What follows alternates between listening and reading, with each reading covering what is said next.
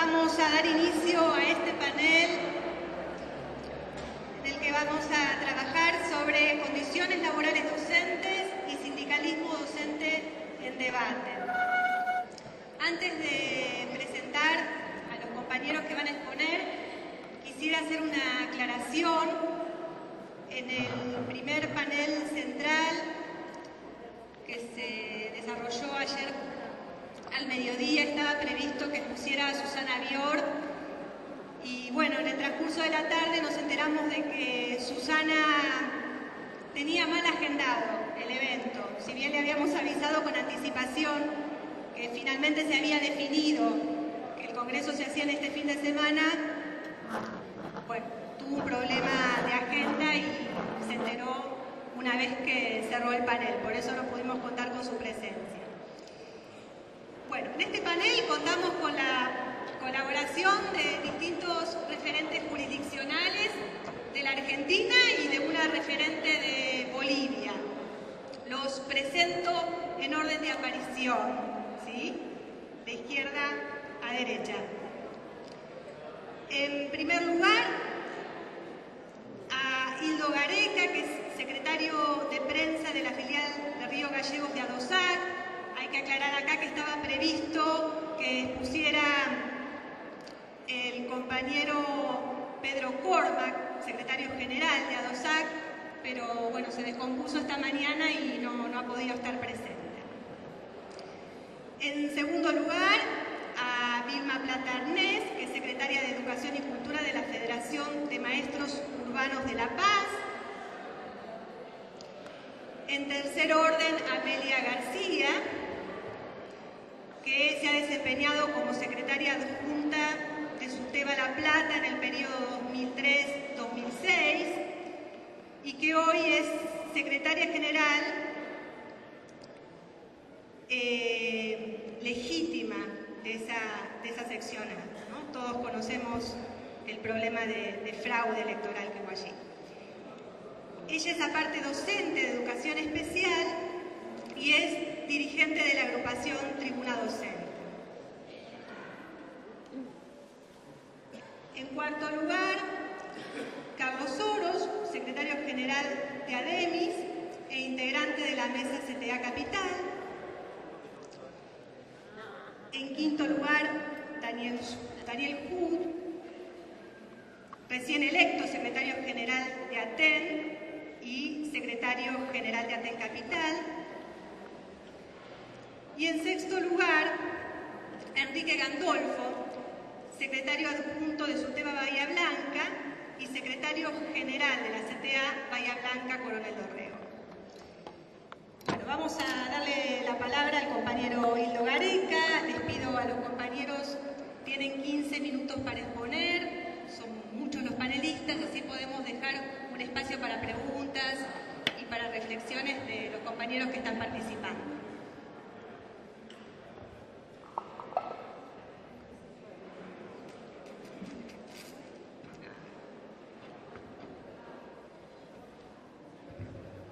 ¿Qué tal? Buen día. A ver si podemos acomodar el micrófono. Parece que no. Vamos a tener que hablar parado. Bien. Bueno, primero las disculpas del caso respecto a Pedro. Él venía preparando este panel y bueno, vamos a tratar de hacerlo de la mejor manera en el caso mío. Con respecto a esto que tenemos que hablar en el día de hoy, podemos dividirlo en el caso en dos partes, ¿no? Con respecto a la situación laboral de los docentes en Santa Cruz. Podríamos decir que con respecto a lo que tiene que ver con la estabilidad laboral, tenemos desde hace un tiempo a esta parte titularizaciones donde en muchos de los casos ha habido docentes que con más de 20 años en cargos interinos y unos cuantos también en cargos suplentes. Todo esto en referencia a lo que ha pasado con el gobierno kirchnerista en Santa Cruz, donde de alguna manera u otra no se ha podido poder realizar titularizaciones. Hace un tiempo, o mejor dicho en estos días, se estaba titularizando a los profesores de maestros especiales de escuelas técnicas, como les decía, en algunos casos con más de 15 años de interinato. Esto con respecto a lo que tiene que ver en la parte de estabilidad laboral. También los docentes que tienen que ver con la parte secundaria. Tenemos docentes igual que del año, la última titularización en secundario fue en el año 2002, y bueno, se está tratando de que el próximo año, con una ley de educación que muchos de ustedes seguramente ya están, la nueva ley de educación que ya están trabajando, recién se te va por sacar en Santa Cruz, de buenas a primeras, ¿sí? Con poco espacio y tiempo de debate. Si bien hay una ley de educación, hablo con respecto a las bases, y bueno, está todo manejado, como se puede decir, con pinzas, sin ningún... y bueno, esto crea una incertidumbre, porque nosotros todavía trabajamos, como les decía recién, con la antigua ley, donde teníamos EGB3 y polimodal, ¿sí? Entonces los compañeros de tercer ciclo que tendrían que pasar a polimodal, bueno, están viendo esta situación donde muchos de ellos tendrían que titularizar y nada se sabe con respecto a esto. En cuanto a lo que tiene que ver con lo edilicio, nuestra provincia, como ustedes saben, tiene distancias muy largas, y si bien, como ustedes seguramente también sabrán, el año pasado para nosotros fue un conflicto bastante fuerte, este año pasó todo lo contrario, y si bien los compañeros de alguna manera han tenido ese pequeño reflujo que pasa muchas veces luego de una situación tan extrema, de una lucha tan cruenta como lo fue el año pasado, los compañeros siguen apoyando cada una de las decisiones del gremio, siempre a través de las asambleas, de los congresos, pero ha habido otra situación bastante extrema este año con respecto a los edificios escolares y la situación dentro de los edificios escolares. Ha habido escuelas donde con más de 30 días sin clase, con problemas de calefacción, sabemos ustedes cómo es el sur en Santa Cruz, con problemas de calefacción, con problemas de agua. Es así que los compañeros en este tipo de cosas, digamos, se han puesto firmes, y cada situación que ha pasado, o por problemas, ya veo, como les decía, de agua, de luz, o que tienen que ver con lo edilicio, los compañeros se han puesto firmes, y bueno, en esos establecimientos, hasta que no ha habido un arreglo con respecto a ello, no han salido a dar clase. Algo bastante particular, ¿no? Porque si bien nos mitigaron en un primer momento la cantidad de días de paro del año pasado, y como le acabo de decir, hubo colegios en Santa Cruz con más de 30 días sin ningún tipo de clase por la situación edilicia, es bastante paradójico, ¿no?, para el gobierno en la situación que se encuentra. Y como para terminar de redondear, con respecto a la situación y los gremios del gremio, ¿no? Dentro de nuestra Santa Cruz, podemos decir, se ha creado una mesa, unidad sindical, donde se conforman dos tipos de ideologías, no, podría decir, pero bueno, la gente que está agrupada en CGT y CTA, y a pesar de cada una de sus distintas discrepancias que pueden tener, hemos llegado a tener una fuerte presencia en las calles, en cada una de las manifestaciones que habitualmente se hacen. Es una situación que a veces se torna también complicada, bueno, por cada una de las idiosincrasias de cada uno de los gremios y de cada una de las centrales también obreras. Sabemos que en la actualidad en Santa Cruz estamos viviendo también un momento político bastante particular, donde el gobernador está, digamos, fuera de la línea política del partido gobernante. Si bien en un primer momento fue impulsado por la presidenta de la Nación, en este caso hoy, bueno, medio como que le ha quitado la mano. Es así que, bueno, se vive una situación bastante particular, en algunos casos, ¿sí?, pero en otros, bueno, se juntan los muchachos del mismo lugar. Es así, bueno, que en la actualidad, como les decía, es como se vive Santa Cruz, y bien, si bien la situación es difícil, estamos trabajando y siguiendo impulsando a pesar del tiempo, ¿sí? Que este año seguramente muchos de ustedes tuvieron discusión paritaria salarial. En el caso de Santa Cruz no se ha tenido y seguimos impulsando desde nuestra asociación un aumento salarial ya a cada uno de nuestros compañeros. Muchas gracias y buenos días.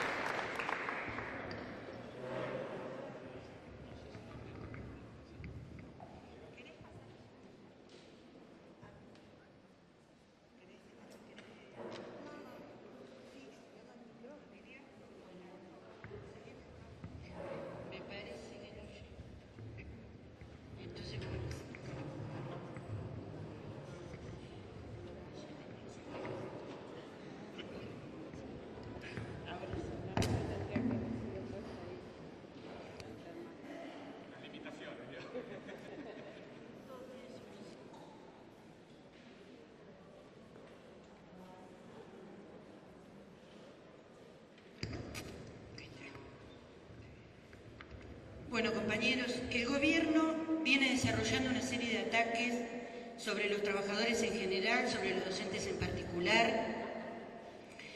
Iniciamos el año con un discurso de Cristina donde se nos atacaba específicamente, se hablaba de la evaluación, lo cual es la antesala del salario por mérito.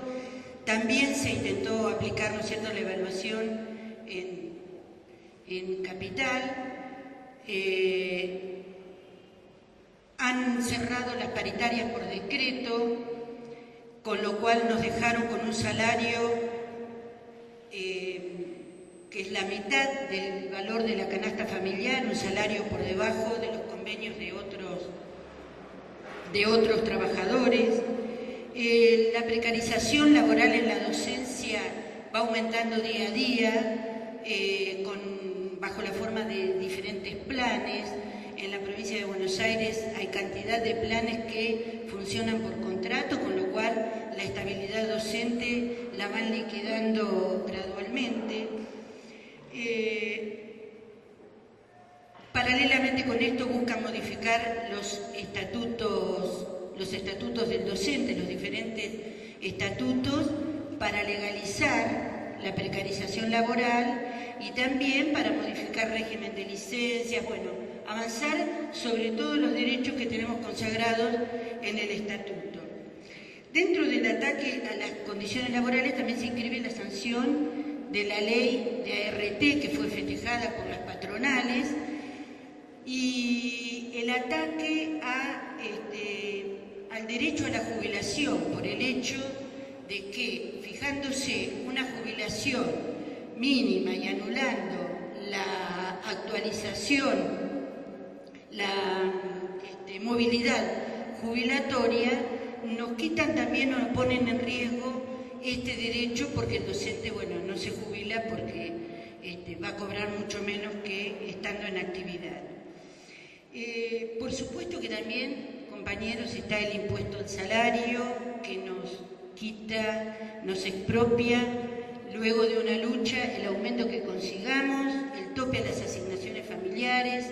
Bueno, toda una situación que supongo que se ha ido discutiendo en los diferentes paneles y que lo que me interesa señalar es que el gobierno lo lleva adelante para poder aplicar una política de ajuste en función de suplir el déficit fiscal que tiene el Estado. Pero que no podría ser llevado adelante si no fuera con el auxilio de la burocracia sindical. Esto es fundamental, el puntal para que el gobierno pueda llevar adelante estos ataques sobre los trabajadores, sobre la docencia, es el concurso, el sostén que hace la burocracia sindical, porque obviamente que estas medidas generan una reacción en los trabajadores que rápidamente quieren salir a luchar. Por ejemplo, la docencia de la provincia de Buenos Aires ha buscado romper ese dique de contención que significa la burocracia de todas las formas posibles. Ha ido buscando caminos y a lo largo de este año ha ido parando con sindicatos minoritarios totalmente. Cada vez paran en más distritos con sindicatos que antes no existían o con centrales sindicales que ni siquiera engloban a los docentes. En La Plata hemos llegado a parar con la CTA regional, ni siquiera era la CTA nacional, la CTA regional. Los docentes, en aras de buscar quebrar ese muro que pone la burocracia a la lucha, han buscado diferentes caminos. Entonces, en esta tendencia a salir a luchar, a movilizarse, se abre un debate en el movimiento obrero por sacarse de encima a la burocracia, porque el movimiento obrero, los trabajadores, vamos siendo conscientes de que la traba fundamental para poder enfrentar la política de gobierno es la losa burocrática que tenemos encima. Y ha ido poniendo en pie sindicatos como el CITRAIC en la construcción, los trabajadores del subte que han puesto en pie un sindicato, es decir, sindicatos por fuera de la burocracia han constituido comisiones internas combativas. Tenemos miles de ejemplos. En el sector estatal tenemos la Junta Interna de Alta Educación, que viene de protagonizar una lucha con la toma del Ministerio de Educación, con un paro de 11 días que le dobló el brazo a la ministra ajustadora Nora de Lucía. Comisiones internas de papeleros, de gráficos, de craft, de diferentes sectores en el movimiento obrero, que lo que buscan es sacarse encima a la burocracia. Ni hablar en el movimiento docente, donde hemos recuperado seccionales enteras y el ejemplo lo tenemos incluso en esta mesa.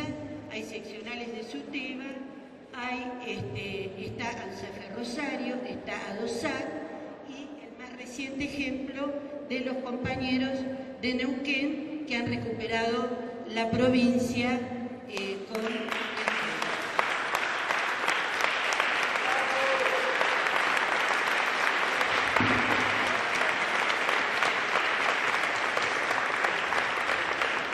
Bueno, son cantidad los ejemplos, ¿no es cierto?, de cómo dentro del movimiento obrero y dentro de la docencia los trabajadores se van organizando para sacarse de encima, echar a la burocracia, para poder recuperar los sindicatos como herramienta de lucha. SUTEBA La Plata fue parte de ese proceso. Nosotros tuvimos el sindicato, no solamente 2003-2006, 2006-2009, y en el 2009, bueno, como acá se señaló, como decía la compañera, nos hicieron un fraude. Frente a esta tendencia de los trabajadores, ha surgido un sector que busca un camino de relación de convivencia democrática, pacífica con la burocracia, que busca contemporizar, que busca no ir al choque, no confrontar. El planteo más extremo de esta tendencia fue el que definió la tesis de cavar trincheras con la burocracia, que llevó esa definición, esa política hasta el final.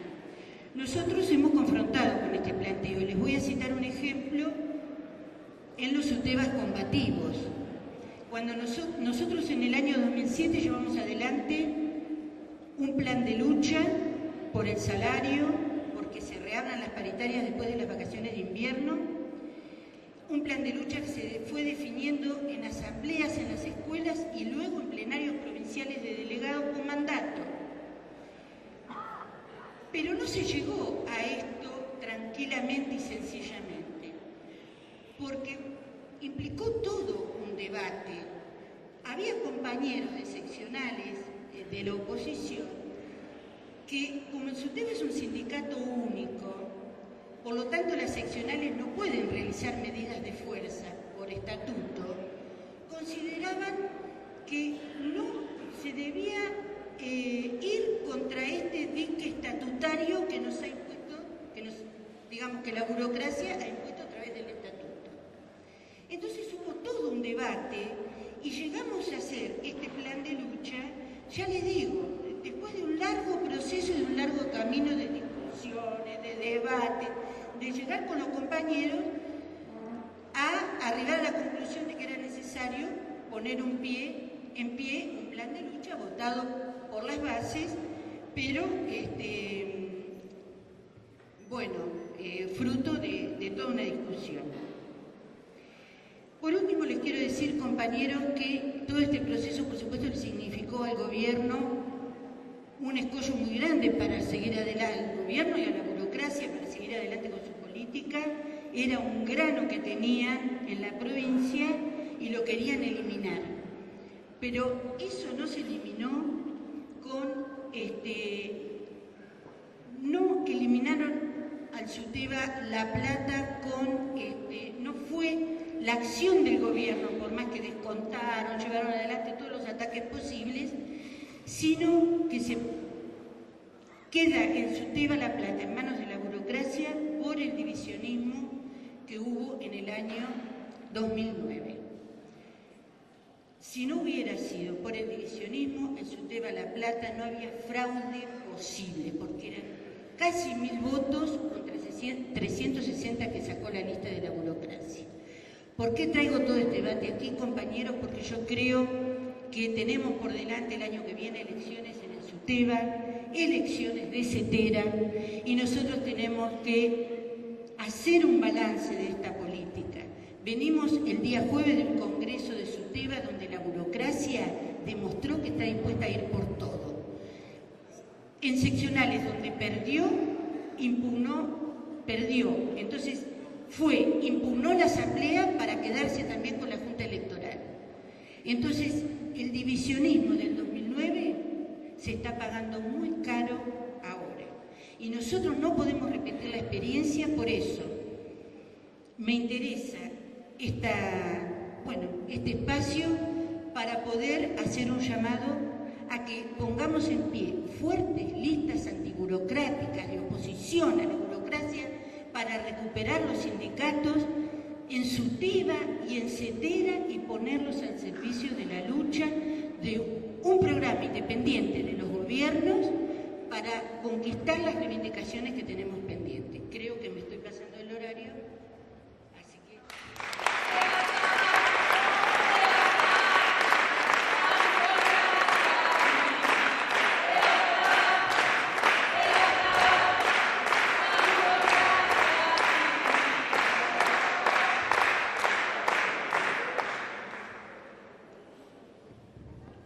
Bueno, desde el punto de vista de las condiciones laborales, no voy a poder decirles aquí ninguna novedad que ustedes ya no conozcan.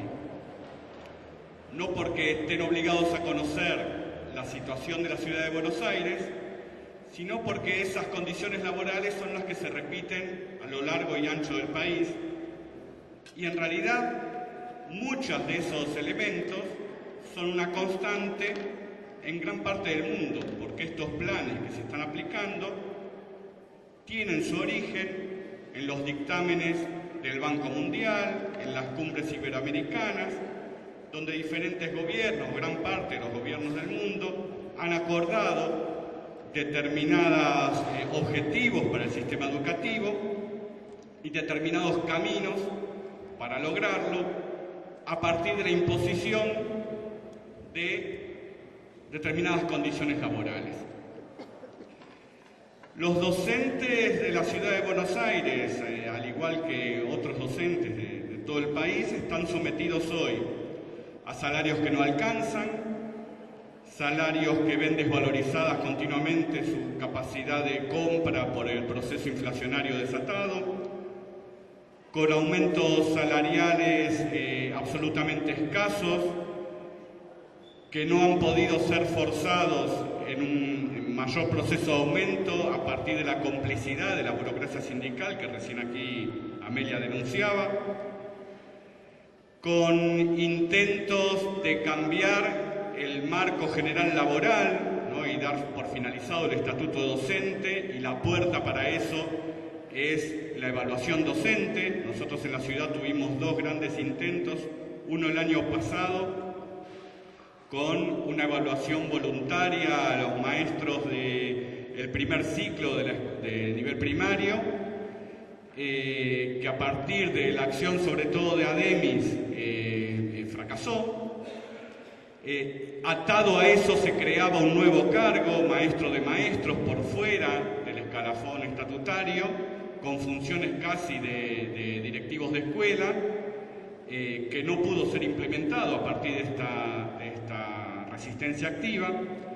El otro intento se da este año también en el nivel primario, con una evaluación externa, individual, con el objetivo de tender hacia la competencia entre los distintos colegas para naturalizar esa evaluación, con preguntas cuyas respuestas el gobierno ya conocía, qué cursos hicimos, etcétera, pero que en realidad apuntaban a analizar más bien cuál es la percepción del docente con respecto a esas preguntas, y que también a partir de la acción activa del sindicato logramos que menos del 50% de los docentes la respondieran. Ahora en los últimos días, pero ahora han aprendido de forma sorpresiva, junto con las evaluaciones de la FESBA, ¿no? Un organismo evaluador de la Ciudad de Buenos Aires que evalúa resultados de alumnos, se coló en algunas escuelas medias una evaluación a docentes, ¿no? sin ningún aviso previo. A pesar de eso, en algunas no se contestó masivamente, fueron pocas las escuelas, fue un ensayo, ¿no? Para ver cómo, porque evidentemente es este el camino que quieren lograr, de la mano de la evaluación, transformar el régimen laboral. La práctica cotidiana también lleva a que, a partir de la sobrecarga de tareas a las cuales se tiene que hacer cargo el docente, por la misma situación social que se vive dentro de la escuela, por las características de nuestros alumnos, en una ciudad de Buenos Aires con un creciente proceso de privatización de la educación y cada vez una más notoria segmentación de los alumnos, reservándose los sectores medios y medios altos de la sociedad a la escuela privada y los sectores medios bajos y más empobrecidos a la escuela pública. Sobrecarga de tareas vinculadas a esta situación y sobrecarga también vinculada a la extensión de la jornada laboral para lograr paliar en algo los pobres salarios. ¿Cuáles son las particularidades de Macri, ¿no? El gobierno de Macri lo que ha tenido la virtud es de instalar en forma permanente en el vínculo con docentes y estudiantes el conflicto, ¿no? Y nos instala a nosotros en la necesidad de resistir ese avance sobre la escuela pública en el conflicto permanente. Y en ese conflicto permanente, el vínculo desarrollado por el macrismo con el docente, con los estudiantes, pero sobre todo con los sectores más activos de los docentes y estudiantes, es el de la persecución, la judicialización, las listas negras, el espionaje, la estigmatización del que lucha. La correlación de fuerzas es muy desfavorable. El gobierno de Macri mantiene aún hoy un alto nivel de consenso en importantes sectores de la población. Más allá de esa parodia y esos discursos de enfrentamiento con el gobierno nacional, mantiene fuertes acuerdos cada vez más evidentes, como lo que acaba de decir Amelia, desde la RT, etcétera. Y aquí se expresó en la legislatura con el voto conjunto de las manitos de Ritondo y Tito Nena, garantizando un negocio inmobiliario compartido para la ciudad y la nación, pero que también se expresa en los votos anuales del presupuesto educativo, en los acuerdos macros con respecto a las condiciones laborales de los docentes y la orientación general del sistema educativo y un montón de otras situaciones. Y también en una ciudad de Buenos Aires fragmentada con 17 sindicatos, 7 u 8 con representación real, 10 sellos de goma y kioscos, pero 7 y 8 con representación real es mucho, ¿no?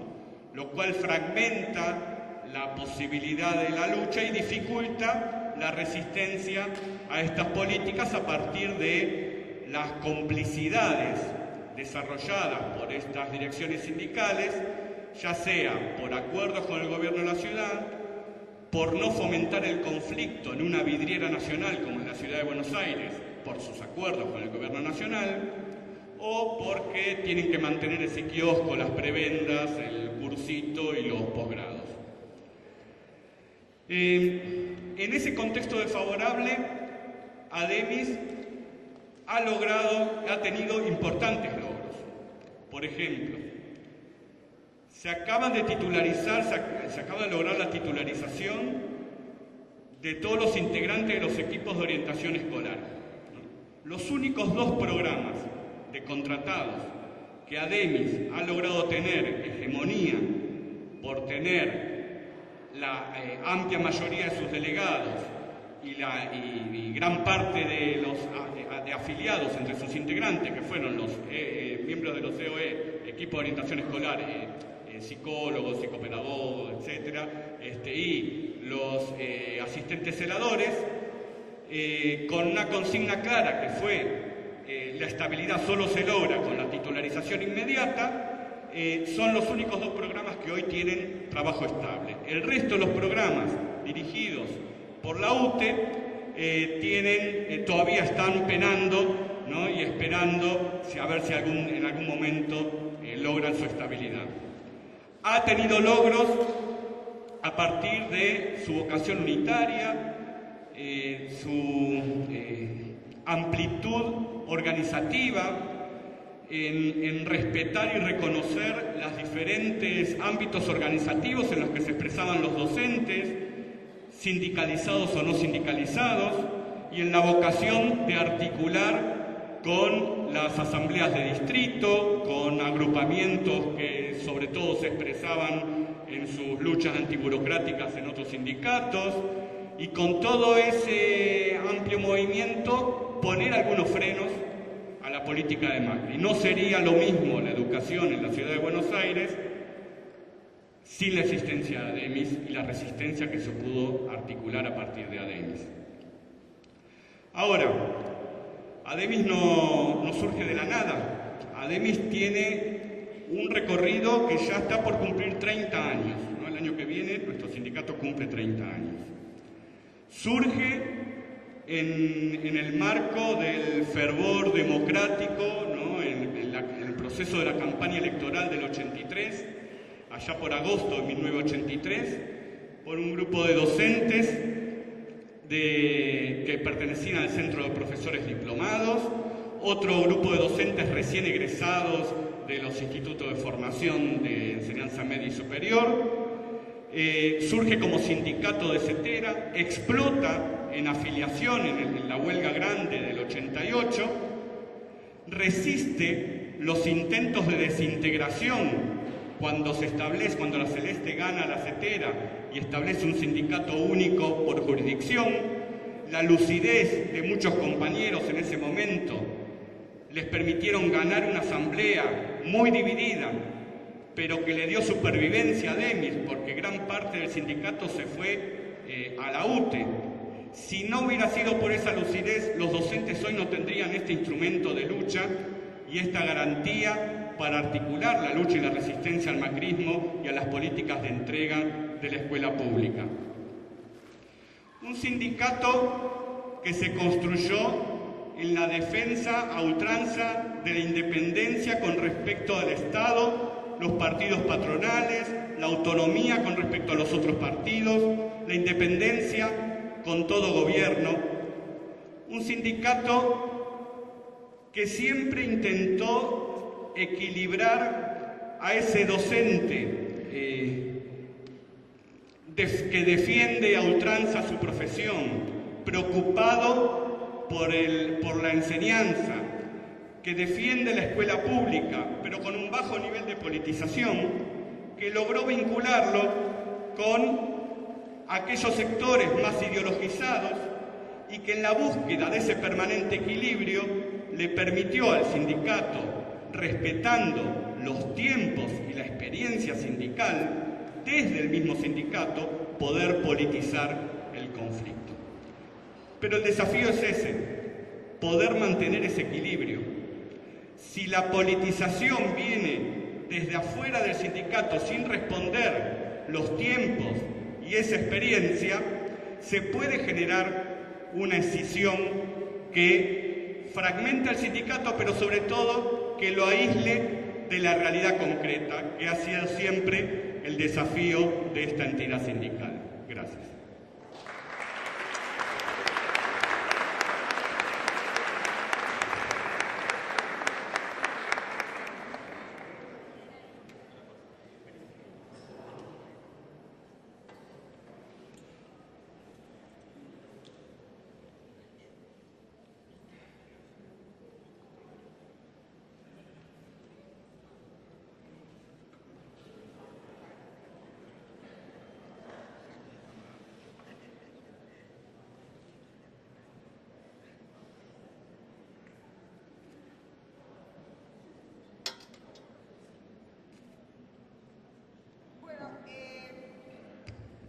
Compañeros, colegas maestros, docentes, yo quiero contribuir en esta oportunidad para dar a conocer en realidad lo que es la estructura del sindicalismo de Bolivia y luego particularizar en la estructura lógicamente sindical de nosotros, del magisterio.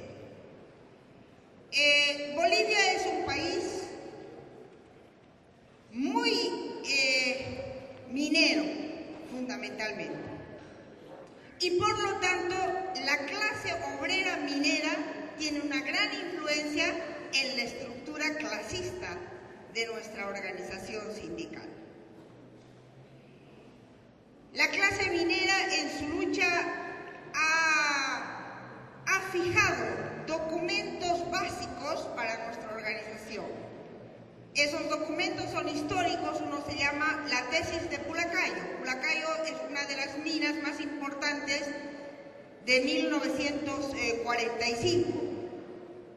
Y en Pulacayo se ha firmado esta tesis de Pulacayo, que es como el documento político sindical de todos los trabajadores bolivianos, que sigue vigente hasta el día de hoy.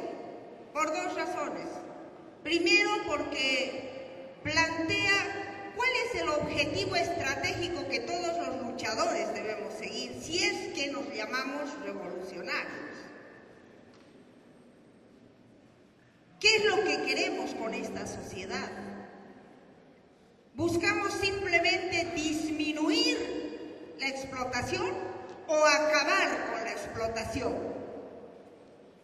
Esa será una diferencia entre el reformismo y los revolucionarios.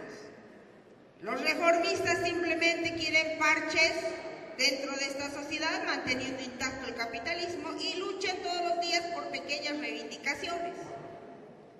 Los revolucionarios unimos las necesidades de las bases con la transformación de la sociedad, que en última instancia es lo que queremos para acabar con la explotación, no solo para disminuir la explotación. Entonces, la tesis de Pulacayo fija como objetivo estratégico y grita a los cuatro vientos que Bolivia persigue el socialismo, es decir, la transformación radical de la estructura económica, sustituyendo la propiedad privada por la propiedad social colectiva. Y en función de eso nos organizamos, de ese objetivo estratégico. Plantea también la tesis de Pulacayo cuáles entonces van a ser el camino que nos va a conducir a ese objetivo final y los métodos que vamos a emplear para ese objetivo final. No podríamos nosotros decir, bueno, que aquí todos los maestros, no sé, aquí tengo la impresión de que es una capa de vanguardia, que no es lo mismo a veces lo que sucede con la base, ¿no? Que a veces inclusive se presenta como apolítica, como que no le interesa, yo vivo de mi trabajo, no me interesa la política, y que no vengan a molestar aquí los partidos políticos, las agrupaciones, etc. En ese sentido, la TES de Pulacayo parte del hecho real de que los sindicatos deben resolver los problemas y las necesidades inmediatas de los trabajadores, que es la razón por la cual se organizan y se movilizan. No se van a movilizar por objetivos del socialismo o en el futuro el gobierno de obreros y campesinos. Se van a movilizar por sus necesidades. Pero a través de la lucha por sus necesidades vamos a ir demostrándole cómo esta sociedad capitalista es incapaz de darnos siquiera de comer. Es el caso del problema salarial. Y siempre acaban dándonos aumentos salariales en porcentajes, cuando ni siquiera la clase dominante y el propio capitalismo nos puede asegurar el derecho a una canasta familiar elemental que simplemente nos sirve para reproducir el desgaste de nuestra fuerza de trabajo. A través de la lucha por la canasta familiar, estamos planteando, ¿no es cierto?, una necesidad tan elemental que a través de esa necesidad vamos desenmascarando al gobierno su incapacidad de dar esa necesidad elemental.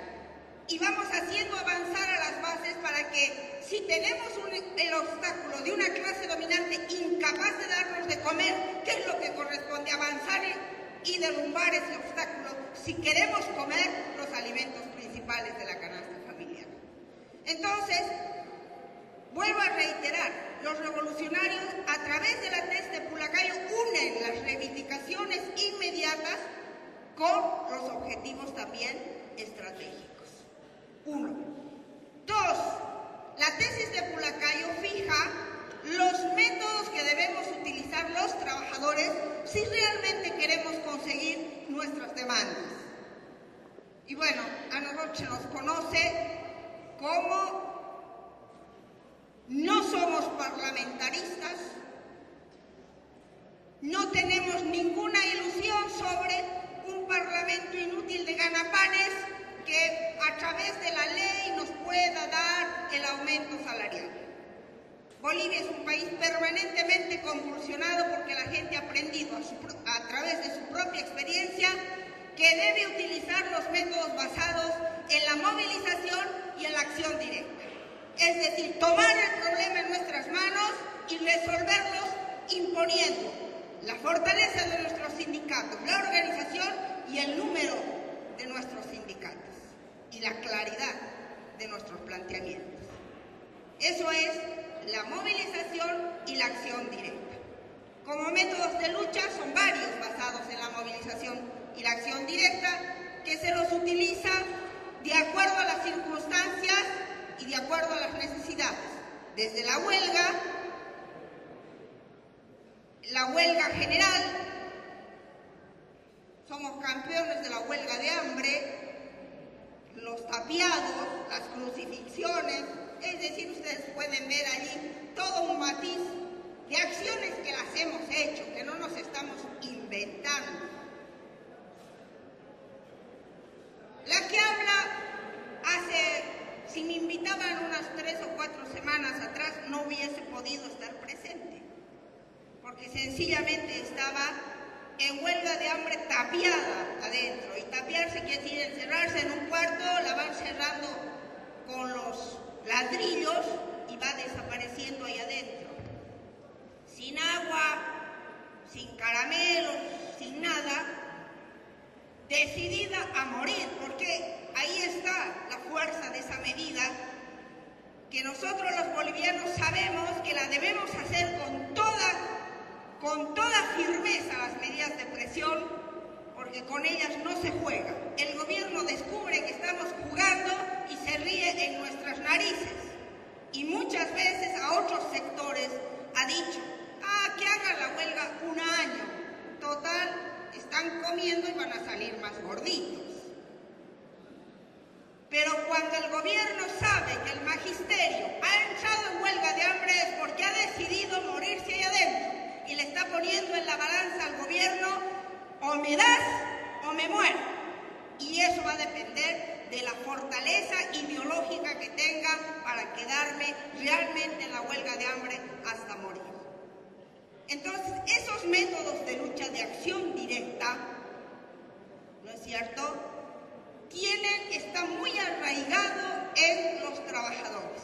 Los campesinos también utilizan la acción directa. No van a pedir al Parlamento ni están pidiendo la aprobación de una ley. Bloqueo de los caminos y de las carreteras, que es el fuerte de los campesinos.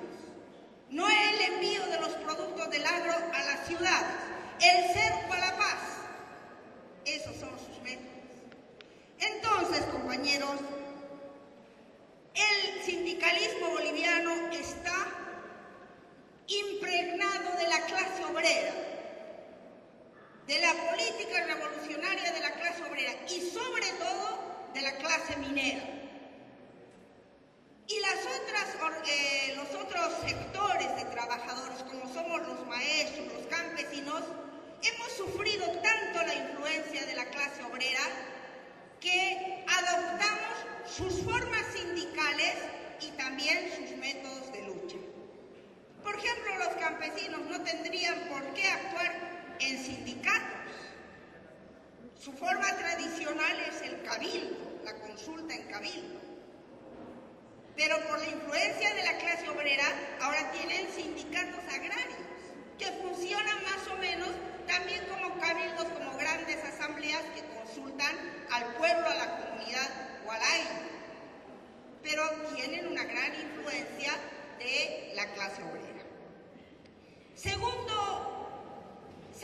dato que me parece que sirve para todos, compañeros, es que cuidamos a nuestras organizaciones sindicales como a la niña de nuestros ojos. ¿Qué quiere decir? No al divisionismo, no al paralelismo.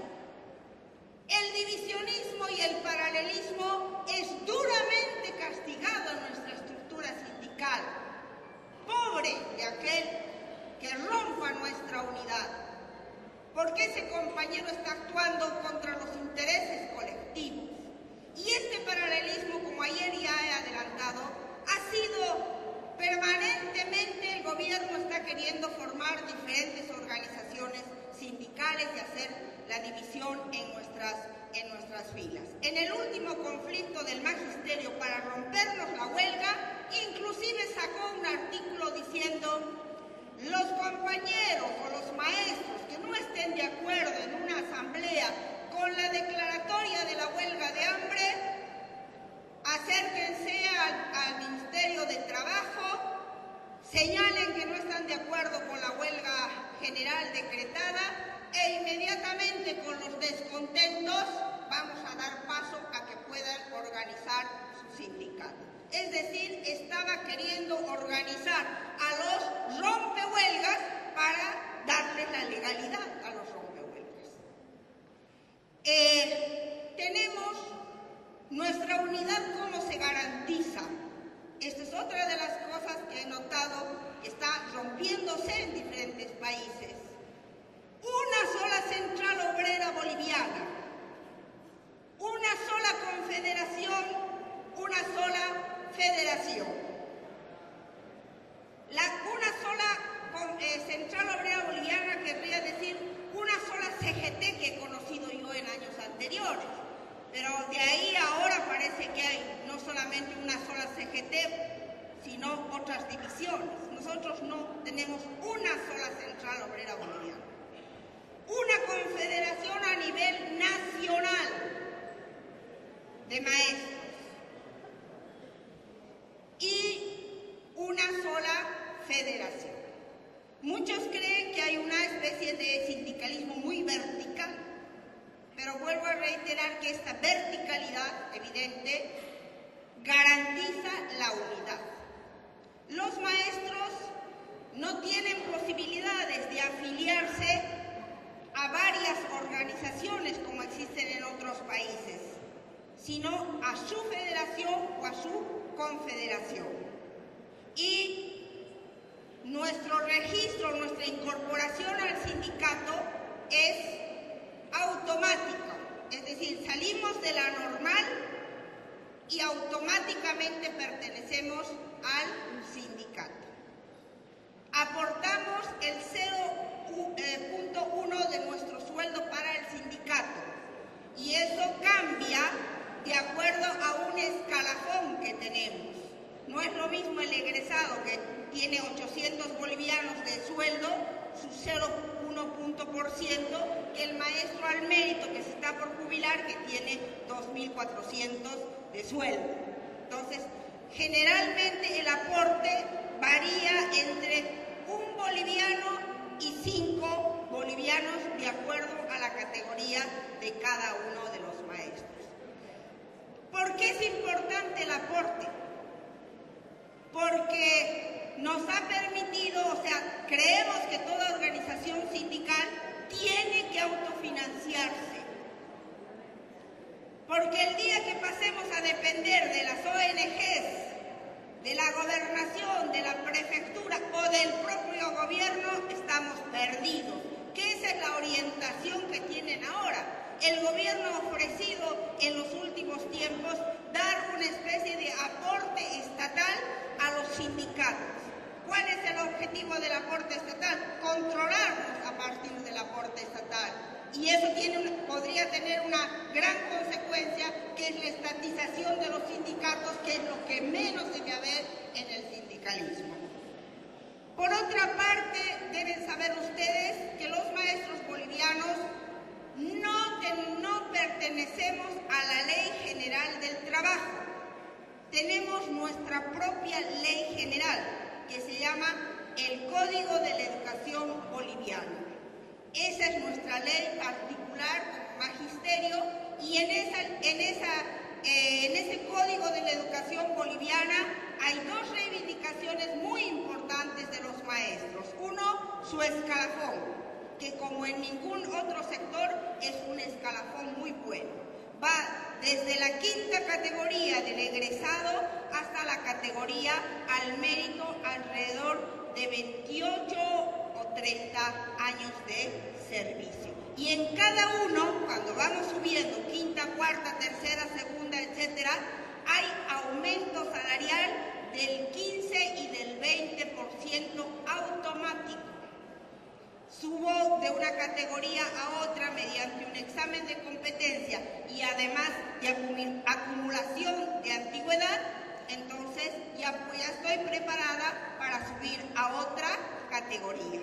Y entre categoría y categoría hay un aumento salarial del 15 y al 20%. Entonces el escalafón en realidad es una escala salarial de aumentos. Y ese escalafón tiene otra conquista valiosa que el gobierno está queriendo destrozar, que es la inamovilidad funcionaria. Es decir, el Estado sí o sí tiene que garantizar fuente de trabajo al maestro. Al que ya está en servicio, no lo puede sacar así nomás. Y al que está egresando de la normal, sí o sí le tiene que dar fuente de trabajo. Y el sindicato, si no, actúa para que el Estado cumpla con esa función tan elemental de formar a los maestros, pero que cuando los forma también tiene que garantizarles el trabajo correspondiente. Si bien hay una central obrera boliviana, una confederación, una sola federación, el grueso de los maestros, ¿cómo están organizados? Tenemos las células sindicales en cada uno de los establecimientos o las unidades educativas. Y cuando hay que discutir algún problema grave, entonces en cada célula sindical tienen su delegado y envían de todos los establecimientos y conformamos un nivel que se llama Consejo Consultivo, que es la reunión de delegados para poder deliberar de mejor manera sobre los problemas de los maestros. Dos cosas más. Hemos cuidado también con mucho celo esto que se llama la independencia política y sindical frente al gobierno de turno y frente a cualquier gobierno patronal. ¿Por qué? Porque se supone que los sindicatos están para luchar por las necesidades de las bases. Si formamos parte del gobierno, como que nos ha llamado Evo Morales a que poco más los sindicatos cogobiernen, colaboren, si nos orientamos hacia lo que nos pide, habremos perdido nuestra independencia política y sindical necesaria para continuar independientemente luchando por las necesidades de nuestras bases. Muchos de nuestros colegas han entendido que la independencia política y sindical es ser apolíticos, y eso no es el concepto de la independencia política y sindical. Declararnos ser apolíticos sería declararnos ser medios descerebrados, ¿verdad? No tener ideas en la cabeza. Y creo que los trabajadores tenemos las ideas bien puestas y seguimos las ideas de la clase clasista, de la clase revolucionaria. Lo que rechazamos es ir detrás del cargo y de la ideología de la patronal o de la burguesía. El otro mal que hemos encontrado en nuestras organizaciones sindicales y que las combatimos también muy fuertemente es aquello que dicen, han cantado algunas compañeras ahí, contra la burocracia sindical. Es decir, la actitud antiburocrática que debemos guardar. Cuando un dirigente se vuelve burócrata, que es una permanente degeneración en nuestros sindicatos. ¿Cuándo se vuelve burócrata? Cuando ha perdido toda relación con las bases, se ha alejado y hasta les ha dado las espaldas a las bases. Es un proceso lento que se produce desde el momento en que, miren, ustedes me eligen y me han subido un escaloncito más. Y en ese escaloncito más tengo que relacionarme con las autoridades, con otros burócratas, etcétera. Y bueno, la presión de la burguesía, de los otros burócratas, es muy grande, es muy grande. Le ofrecen prebendas, le ofrecen cargos, subir en el escalafón, le quieren tentar por todo lado. Hay que tener una buena coraza de ideología política para rechazar la labor corruptora de los ministerios y de la burguesía. Por eso es que la única forma de salvarse el dirigente de no caer en este proceso de degeneración, de burocratización, es una sola recomendación a lo largo de más de 30 años de vida sindical. Fiscalización, fiscalización y nada más que fiscalización de las bases a sus dirigentes. Ustedes tienen la posibilidad de deliberar, sacar resoluciones. Sus resoluciones deben ser mandato imperativo para los dirigentes. El dirigente no puede terminar a la asamblea, tirar las resoluciones de un congreso, de una asamblea a la basura y no hacer absolutamente nada. Haberles hecho hablar en la asamblea para después no cumplir. Las resoluciones son mandato imperativo. Para el asunto el otro problemita, para no burocratizarse, rendir cuentas de los aportes sindicales, aunque sea de 1 centavo, pero rendir cuentas, que la base sepa que ese su dinero está siendo bien utilizado. La torta esa de los aportes sindicales es muy peligroso en las organizaciones sindicales. Nada más que esas serían las recomendaciones. Vuelvo a reiterarles, la fortaleza del sindicalismo está en nuestra granítica unidad y la fortaleza de nuestros sindicatos está en que sepan unir la lucha por las reivindicaciones inmediatas con con la lucha por la transformación de esta sociedad del capitalismo y de la explotación. Gracias.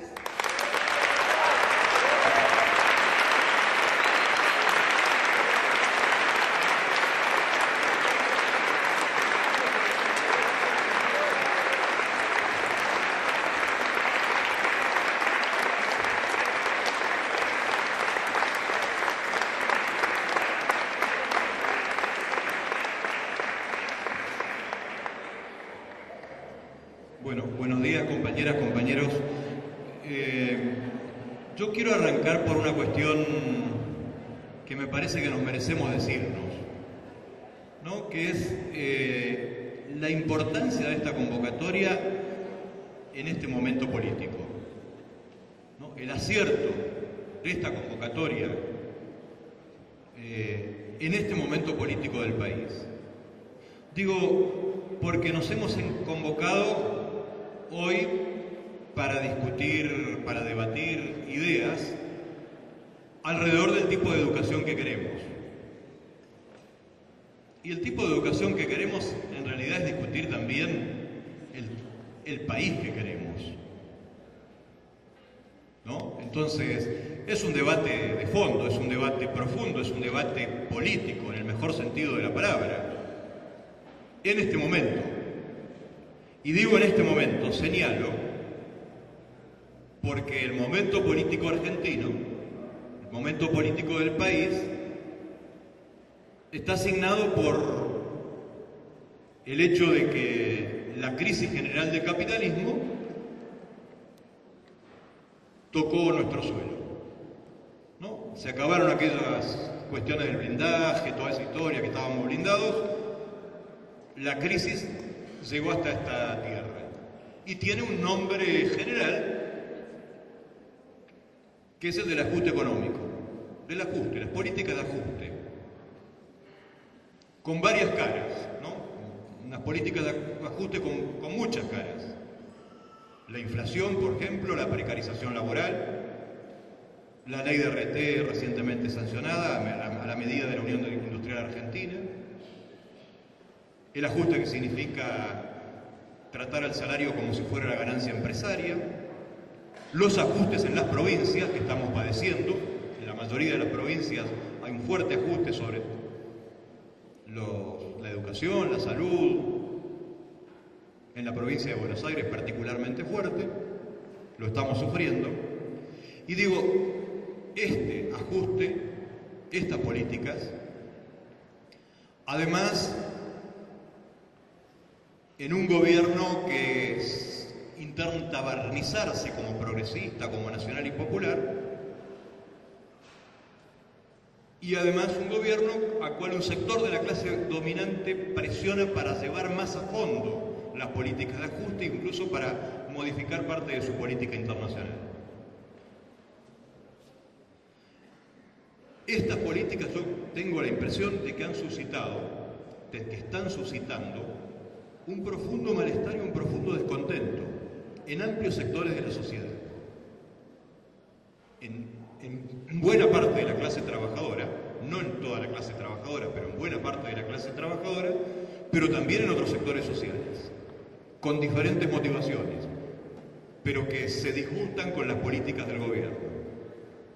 Entonces yo creo que la importancia de discutir el país que queremos, porque entiendo que es porque en este momento lo que podemos estar discutiendo también es el rumbo político que este malestar y este descontento tome. ¿Qué rumbo político va a tomar? Porque un rumbo político posible es el de las cacerolas. En este sentido, voy a ser bastante breve en esta cuestión, creo, acá se habló mucho del paro del 20 en las comisiones y qué sé yo, aclaro que en mi sindicato de base el paro del 20 está votado por una asamblea de 700, así que no es un punto de discusión.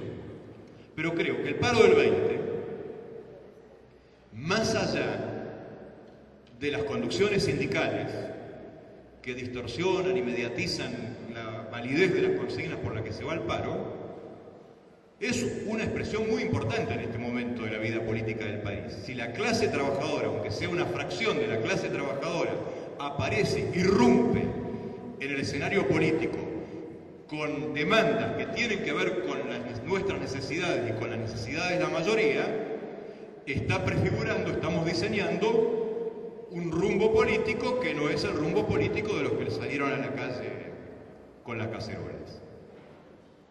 ¿Qué importancia tendría eso? Creo que hay que desarrollar y hay que trabajar sobre eso, sobre la unidad de acción con independencia de cualquier burocracia, de cualquier patronal, de los gobiernos. El tema es condiciones laborales docentes. En verdad las estamos sufriendo, particularmente sufriendo. Las condiciones de trabajo, cuando se habla de condiciones de trabajo en general se habla de infraestructura, que es así. En Bahía llovió intensamente y 3, 4, 5 escuelas no tuvieron clase por la lluvia, cuando se dice que se suspenden las clases. Las carencias de todo tipo en cuanto a material didáctico, pero yo creo que también una parte de la cuestión de las condiciones laborales es el impacto que a veces se transforma en agobio sobre el docente, de que la escuela funcione, que sea como una suerte de caja de resonancia de las desigualdades y las injusticias que atraviesan la sociedad y que caen sobre la cabeza de las familias trabajadoras y de los pibes que van a la escuela. Y que recibir dentro de la escuela el impacto de esas desigualdades y de esas injusticias genera condiciones de trabajo muchas veces muy difíciles y por momentos, y creo que no exagero, agobiantes. Nosotros en la provincia además tenemos dos cuestiones más que tienen que ver con condiciones de trabajo y que revelan el rol colaboracionista de la burocracia que en el caso del SUTEBA encabeza Baradel. Hay 10.000 docentes en la provincia que desde abril, desde marzo, no cobran a fin de mes todo lo que trabajan. Y además, la obra social a la que todos aportamos, el IOMA, está bastante recortada en sus servicios. La burocracia sindical no ha sido capaz de ponerse a la cabeza de un reclamo tan elemental, se lo dijimos el otro día a Baradel en la cara, un reclamo tan elemental que la persona que trabaja a fin de mes tiene que cobrar. Fíjense el nivel defensivo de la demanda. No estamos pidiendo, no es aumento de salario, no es... Ni siquiera eso han sido capaces. Así que yo no abundo en esto porque el rol de la burocracia está muy claro. Quería terminar con el tipo de sindicalismo que nosotros creemos necesario. Un sindicalismo que esté asentado sobre una auténtica democracia de base. Y un sindicato, y por ahí nuestras experiencias son diferentes a las que la compañera relataba de Bolivia, que tenga política, que cuando llegamos a conducir un sindicato, tenga una política destinada a aglutinar, a unir al conjunto de los trabajadores, que en Argentina, en las provincias, en los docentes, la mayoría de los trabajadores no está sindicalizado. Yo le preguntaba a Daniel ayer cuál era la tasa de sindicalización en Neuquén. 60% me decía. 60% de los docentes están en ATEM. Es un porcentaje alto, muy alto. 50 y un porcentaje muy alto. En la mayoría de los lugares es mucho más bajo. Mucho más bajo. Entonces, yo digo, la primera cuestión es que cuando hacemos una política, diseñamos una política, esa política tiene que estar dirigida hacia el conjunto de los trabajadores. No hacia la fracción más aguerrida que está siempre dispuesta a luchar y con la que siempre contamos y que suele estar siempre al pie del cañón. Si no conseguimos eso, corremos el riesgo de aislarnos, de fragmentarnos, de tener una política para pocos. Esto me parece, lo digo porque nos parece que no es una cuestión menor esta cuestión, y mucho menos en el sindicalismo docente. El tipo de sindicalismo, nosotros llegamos a la conducción del SUTEBA, se va a cumplir 10 años ahora, el año que viene, de la mano de 2 movilizaciones inéditas en la ciudad. Alrededor de 12-15.000 docentes movilizados junto con padres, estudiantes, marchando del brazo de las escuelas de los barrios hacia el centro de la ciudad. 2 movilizaciones. Ahí llegamos, en ese proceso llegamos. Y nos dijimos, y esa es nuestra política, intenta hacerlo por lo menos. Lo digo con sana modestia, intenta hacerlo. Un sindicalismo democrático que trasciende el marco meramente reivindicativo y corporativo, que lucha por el salario y las condiciones de trabajo, que lucha por las jubilaciones, pero que intenta estar siempre atento a comprender y dar respuestas al origen y a las causas de la injusticia y la desigualdad en esta sociedad capitalista. Un sindicalismo que cree en la acción solidaria con otros trabajadores, que busca identificar a los responsables de nuestros males como clase y como pueblo, busca identificarlos, quiénes son, qué personajes de la política son los responsables de los males que nos atraviesan.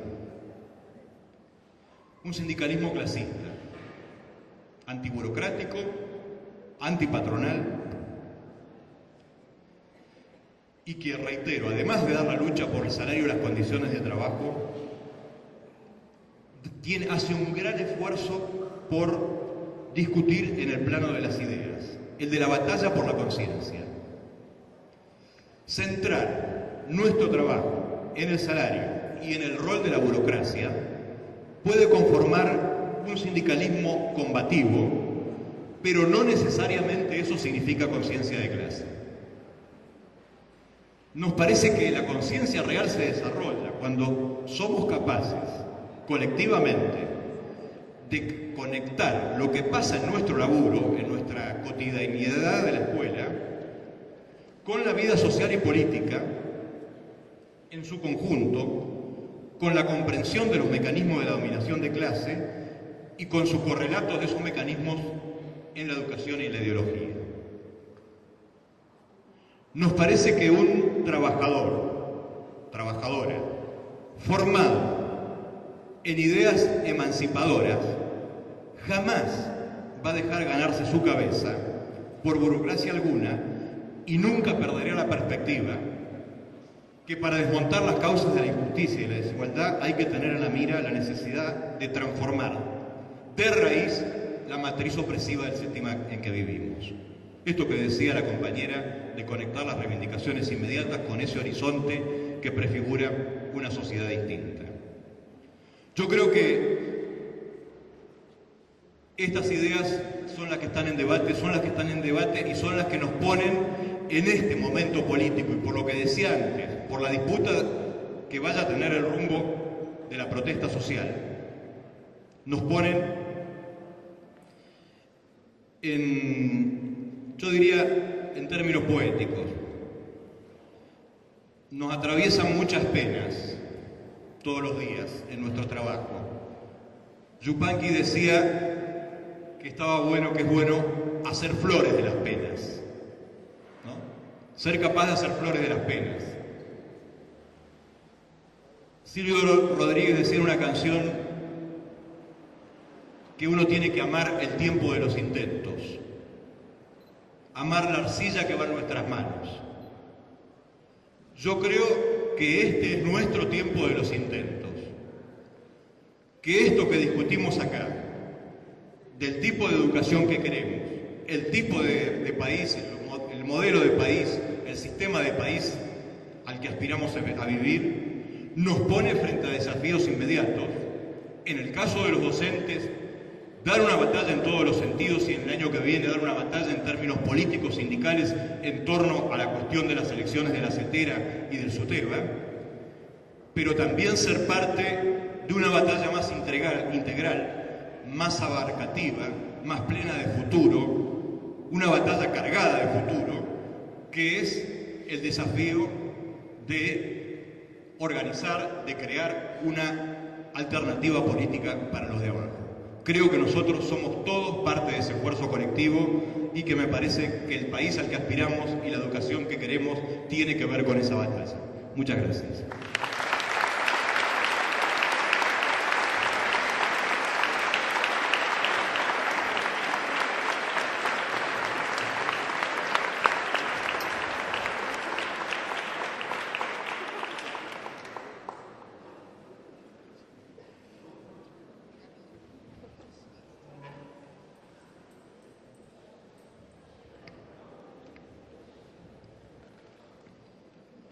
Buen día, compañeras y compañeros.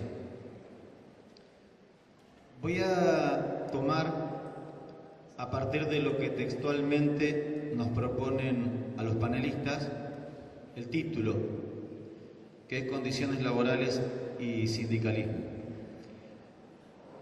Y entiendo que las condiciones laborales están directamente relacionadas con otras dimensiones del análisis que las acompañan, que las profundizan y que hacen que en líneas generales se constituyan en un constante deterioro para el conjunto de los trabajadores. Entonces, quería por lo menos hacer mención a algunas de estas dimensiones. Una de ellas tiene que ver la pelea entre la escuela pública y la escuela privada.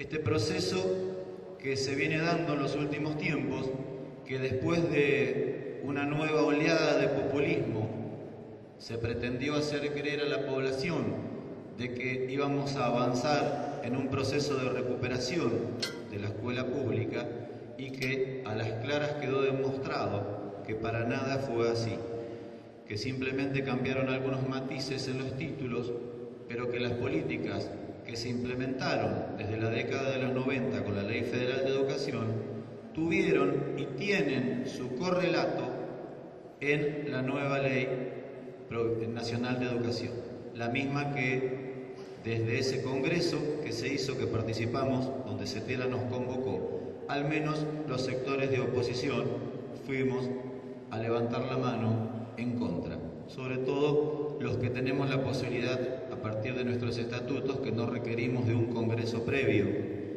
En muchas oportunidades lo que ocurría es que el respeto por el congreso de la provincia, que se perdía de manos de la burocracia, hacía que los compañeros no puedan manifestarse. Son situaciones que tenemos por las diferencias de estatutos que tenemos en los sindicatos de base de CETERA. Pero me parece que es una dimensión importante que acompañó y que profundiza el deterioro de nuestras condiciones laborales. Lo otro tiene que ver justamente la letra escrita a través de todos los planes que en el marco de la nueva Ley Nacional de Educación se instrumentan. Y esto de alguna manera está relacionado con un proceso que es un poco más antiguo, después de que en el año 91, con proyección al 92, se provincializó el resto de lo que quedaba para provincializar de los sistemas educativos, media, técnica, terciaria.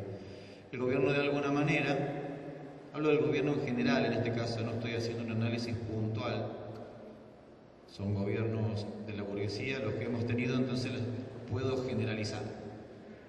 Y la intención fue la de desprenderse, desde el punto de vista económico, de las responsabilidades más directas y trasladárselas a las provincias.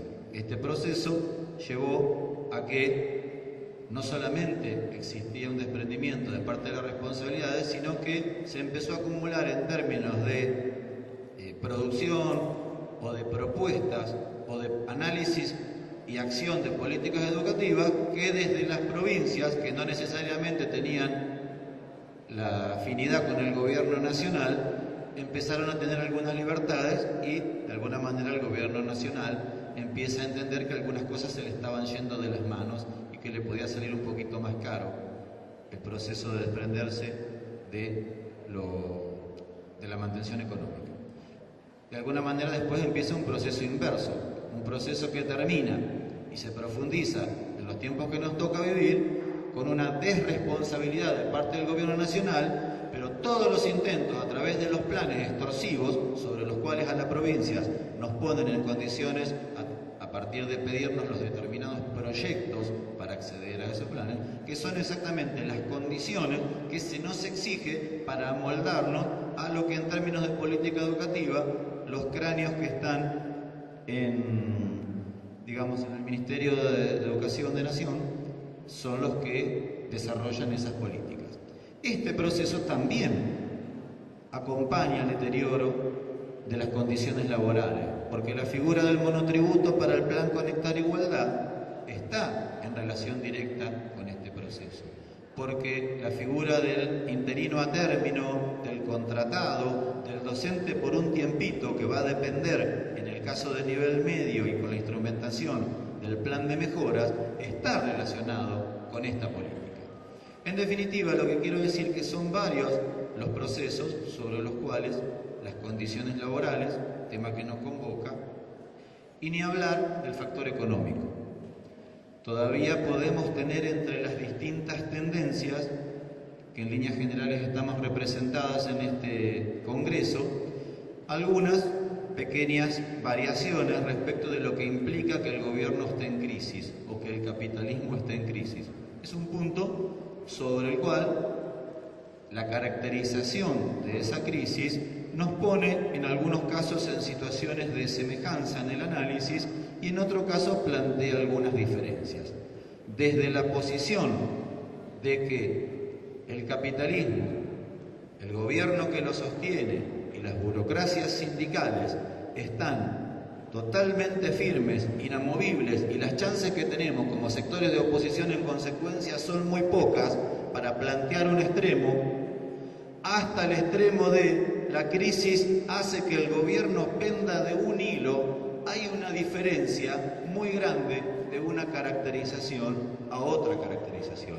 Y me parece que un poco el desafío de todas las tendencias que discutimos política está en empezar a arribar a conclusiones que nos pongan no en una posición homogénea de análisis, porque sería impensable, sí en algunos márgenes de coherencia que nos permita de conjunto dar la pelea y a partir de ahí contribuir a la tan anhelada unidad en la acción. Esto me parecía importante marcarlo porque a partir de ahí es que uno se plantea como sindicato, como sindicatos, como organizaciones sindicales, cuál es nuestro rol, cuáles son nuestros programas y cuáles son nuestras estrategias. Y tiene que ver justamente también, por supuesto, con el análisis que hagamos de qué está ocurriendo con la clase trabajadora y qué está ocurriendo en consecuencia con esta relación dialéctica para con la clase dominante. En este sentido, me parece que hay algunas cuestiones que ya aparecieron en los trabajos en comisiones. Yo quiero marcar algunas a los efectos de dar una posición. Primero, quiero decir que como sindicato ATEN tenemos una trayectoria, hoy hablaban de 29, 30 años, nosotros 30 años también, el 21 de agosto del 82, cumplimos 30 años y nos han acompañado algunas consignas sobre las cuales nos agarramos férreamente y sobre todo cuando se vino la noche, cuando hace un par de años, de la mano de la burocracia sindical, nos arrebatan, y con esto no quiero decir que las conducciones provinciales anteriores eran marxistas, leninistas, trotskistas. Quiero decir simplemente con que al menos teníamos los espacios democráticos para que con toda la fuerza que conseguíamos desde las agrupaciones, poder conseguir la unidad en la acción y poder conseguir las luchas que necesitábamos dar. Digo, para aclarar algunas cosas. Esta situación cambió hace 2 años cuando, de la mano de la Celeste, se empezaron a cerrar todos los espacios de democracia sindical. Hizo entonces que, más que nunca, retomemos esas viejas consignas que nos acompañaron desde la creación del sindicato, que es el sindicato de confrontación y no de conciliación, que es el sindicato que da las peleas de masas, no de focos, de masas, que es el sindicato que lleva muy en alto la consigna de la unidad. Y esta famosa concepción de sindicato único y en consecuencia de central única es lo que nos puso un poquito en tensión con el surgimiento de la nueva federación en CETERA del sector del Michelin. Quiero decir con todo el respeto, sobre todo porque parece que esto sería planteado en términos de una confrontación con un gremio hermano que es ADEMIS, que para nosotros ADEMIS, desde los sectores de oposición que venimos del interior, se ha constituido desde hace ya muchos años prácticamente en nuestra casa de desembarco en la capital federal, porque hasta desde este lugar organizábamos en reuniones los congresos de CETERA, al menos desde los sectores de oposición. Lo que no quiere decir que no podamos manifestarnos cuando aparecen análisis y propuestas distintas, y desde este lugar es que planteamos que nos pareció inconveniente, tal vez un poco más inconveniente aún cronológicamente, cuando el anuncio se da una semana antes de que tengamos el segundo Congreso Educativo. Creo que es un tema para seguir analizándolo, no necesaria. Yo entiendo la posición de que los sectores que están por fuera de CETERA tienen una necesidad real de unirse también para la lucha, pero sostenemos, al menos desde nuestra posición, que no se tiene que dar con la creación de un nuevo sello y que hay que apostar a la unidad para conseguir lo que en un ideal tal vez manifestó la compañera, que es la concepción que creo en la práctica como sindicato único, al menos es de las más firmes. La misma compañera recién me preguntaba cómo es que tienen tantos sindicatos y tantas divisiones, porque a ellos directamente esa situación la tienen saldada. Se reciben y se afilian a un sindicato, de una central. Por eso como horizonte, desde este lugar, digamos, para los que compartimos en esta consigna nos parece importante. Ahora, los desafíos son varios y las responsabilidades son muchas, porque aún así, con estas caracterizaciones que en algún momento coyuntural, por ejemplo, nos dijeron, para algunos la posición es esta y para otros la posición es esta, tenemos una necesidad de unión en la acción por los tiempos que nos toca vivir, como de alguna manera fue la caracterización particular que hace de esta etapa que hizo el compañero Enrique, y por lo que se nos viene. Tenemos un gobierno nacional y popular, que es de ambas cosas, por lo menos de lo popular, ya no tiene nada, que va a tomar necesariamente para la defensa de sus intereses acciones cada vez más antipáticas y cada vez más va a traducir más en términos de ajuste sus propuestas para el conjunto de los trabajadores. Esto está claro. Lo que también tiene que quedar claro es lo que nos falta construir, del lado de lo que nos corresponde y del lado de las responsabilidades de las organizaciones de los trabajadores.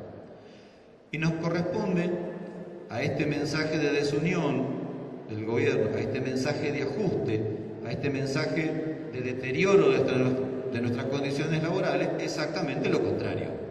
Y para esto son los desafíos y los esfuerzos. Porque por fuera de lo que es el kirchnerismo y por fuera de lo que es los sectores de las cacerolas, es donde está el escenario para construir de conjuntos.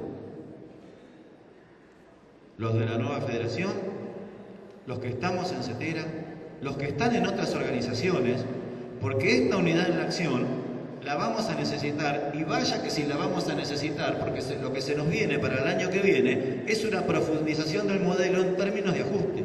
Y ¿saben qué? En esos debates vamos a tener que acordar cosas que a lo largo de la historia se nos hizo muy difícil como oposición.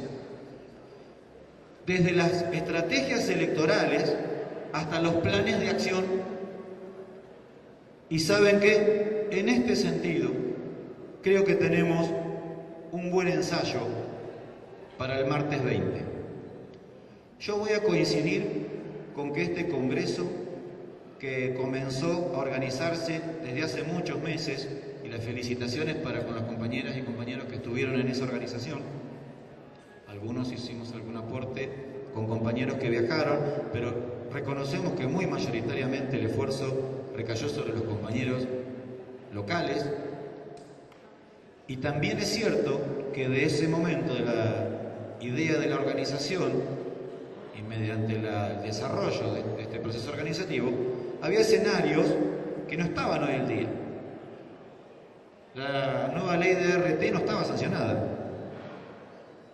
En Neuquén no se había constituido el FURA y tampoco estaba el paro del 20. ¿Por qué hago mención a estas cosas? Porque acuerdo plenamente con que un congreso no es el lugar por excelencia donde se viene a votar una medida de fuerza.